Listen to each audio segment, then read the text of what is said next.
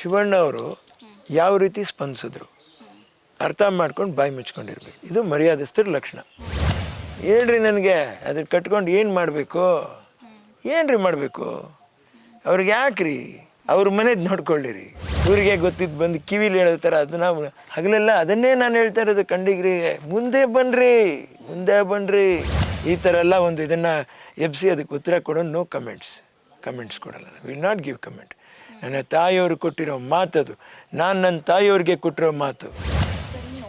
ಇನ್ನೊಂದು ಪ್ರಶ್ನೆ ಏನಂತ ಹೇಳಿದ್ರೆ, ನಿಮಗೂ ಗೊತ್ತಿರುವಂಥ ವಿಚಾರ ಇದು. ಸೋಷಿಯಲ್ ಮೀಡಿಯಾಗಳಲ್ಲಿ ವಿಡಿಯೋಸ್ಗಳಲ್ಲಿ ಸಾಕಷ್ಟು ಒಂದು ಲಕ್ಷಗಟ್ಟಲೆ ವ್ಯೂಸನ್ನು ಪಡೆದುಕೊಳ್ತಾ ಇದ್ದಾರೆ. ನಿಮ್ಮ ಡಾಕ್ಯುಮೆಂಟ್ರಿ ವಿಚಾರವನ್ನು ತೆಗೆಯೋದಾಗಿರ್ಬೋದು, ನಿಮ್ಮ ತಂದೆ ಯಾರು ಅನ್ನೋ ವಿಚಾರವನ್ನು ತೆಗೆಯೋದಾಗಿರ್ಬೋದು. ಸರ್, ನೀವು ಯಾಕೆ ಇದಕ್ಕೆ ಒಂದು ಖಡಕ್ಕಾಗಿ ಉತ್ತರವನ್ನು ಈವರೆಗೂ ಕೊಡ್ತಾ ಇಲ್ಲ ಅಂತ ನನ್ನ ಒಂದು ಪರ್ಸನಲ್. ಈಗ ನಾನೇ ಒಂದು ಮಾತು ನಿಮ್ಗೆ ಹೇಳ್ತಾ ಇದ್ದೀನಿ, ಅಭಿಮಾನಿಗಳಿಗೂ ಒಂದು ಮಾತು ಹೇಳ್ತಾ ಇದ್ದೀನಿ. ಶಿವಣ್ಣ ಅವರು ಯಾವ ರೀತಿ ಸ್ಪಂದಿಸಿದ್ರು ಅರ್ಥ ಮಾಡ್ಕೊಂಡು ಬಾಯಿ ಮುಚ್ಕೊಂಡಿರ್ಬೇಕು. ಇದು ಮರ್ಯಾದಸ್ಥರ ಲಕ್ಷಣ. ಅರ್ಥ ಆಯ್ತಾ?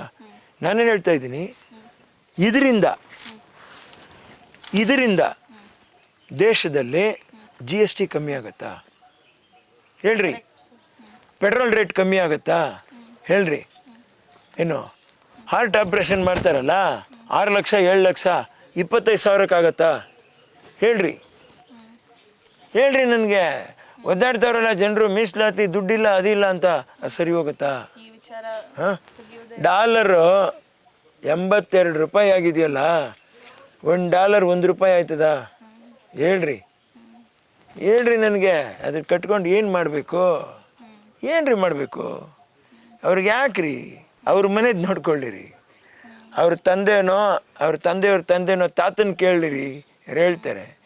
ಊರಿಗೆ ಗೊತ್ತಿದ್ದು ಬಂದು ಕಿವಿಲಿ ಹೇಳೋ ಥರ ಅದನ್ನ ಹಗಲೆಲ್ಲ ಅದನ್ನೇ ನಾನು ಹೇಳ್ತಾ ಇರೋದು ಕಂಡಿಗ್ರಿಗೆ. ಮುಂದೆ ಬನ್ನಿರಿ. ಅವ್ನು ಗೋಲ್ಡ್ ಮೆಡಲ್ ತಗೊಂಡ ತಕ್ಷಣ ಒಲಿಂಪಿಕ್ಸ್ನಲ್ಲಿ ನಿಮ್ಮ ಅಪ್ಪ ಯಾರಪ್ಪ, ನಿಮ್ಮಮ್ಮ ಯಾರಪ್ಪ ಅಂತ ಕೇಳಿದ್ರೆ ಏನಪ್ಪ ನಿನ್ನ ಟ್ಯಾಲೆಂಟ್ ಅಂತ ಹೇಳ್ತಾರೆ, ಅಷ್ಟೇ, ಕ್ಲೋಸ್.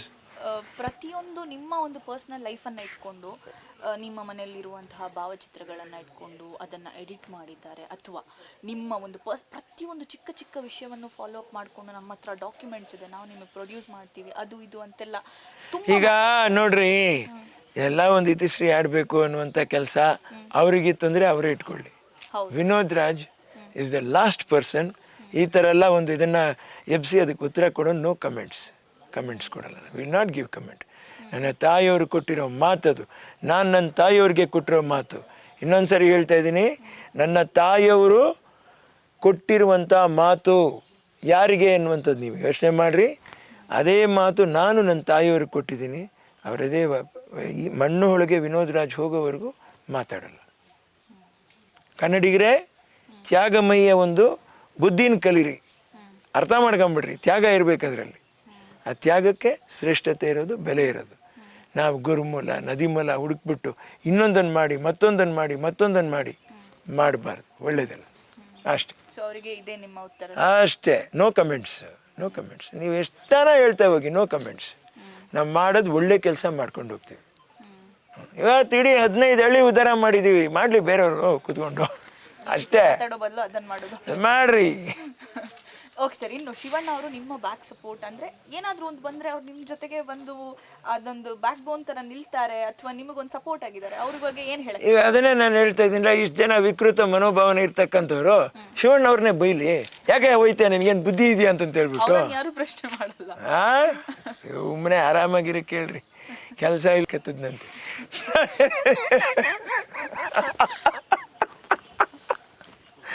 ಏನು ಕೆಲಸ ರೀ ಇದೆಲ್ಲ?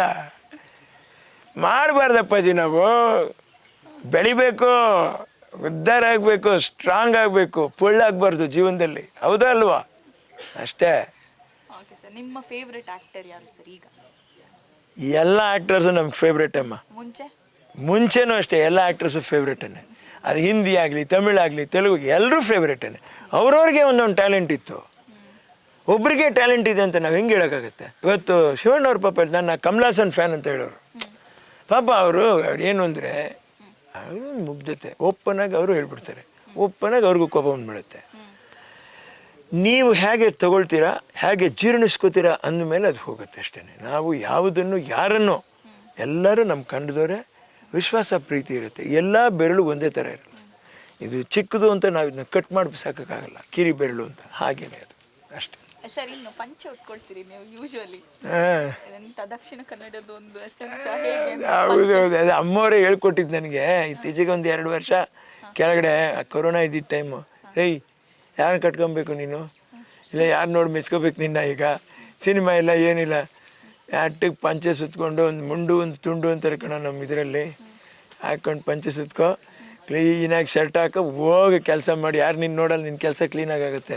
ಪ್ಯಾಂಟು ಶರ್ಟ್ ಹಾಕ್ಕೊಂಡು 24 ಗಂಟೆ ಸ್ಟೈಲ್ ಮಾಡ್ಕೊಂಡು, ಸರ್ ಏನು ಸರ್ ಒಂದು ಆಟೋಗ್ರಾಫ್ ಒಂದು ಫೋಟೋಗ್ರಾಫ್ ಅಂತ ನೀನು ನೋಡಿದ ತಕ್ಷಣ ನೀನು ಯಾವನು ಅಂತಂತ ಹೇಳ್ತೀರಿ. ಯಾರೋ ಬಂದು ಇಲ್ಲಿ ನಾನು ಲುಂಗಿ ಹಾಕೊಂಡ್ಬಿಟ್ಟಿದ್ದೀನಿ, ಎಲ್ರಿ ಹೋದ್ರು ವಿನೋದ್ ರಾಜ್, ಎಲ್ರಿ ಹೋದ್ರಿ, ಇಲ್ಲೇ ಇದ್ದೀನಿ ಕಣಮ್ಮ ಅಂದೆ. ಹಂಗಾಗೋಗುತ್ತೆ. ಅದೇ ಬೆಟ್ರು.